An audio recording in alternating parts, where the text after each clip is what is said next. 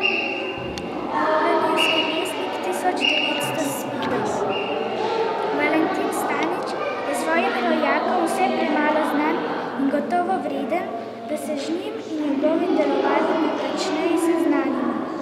Slovenci ga večinoma poznajo le kot slovesnika širšemu svetu in znanstveni pa je bolj znan nego svojim rojakom po drugem delovanju.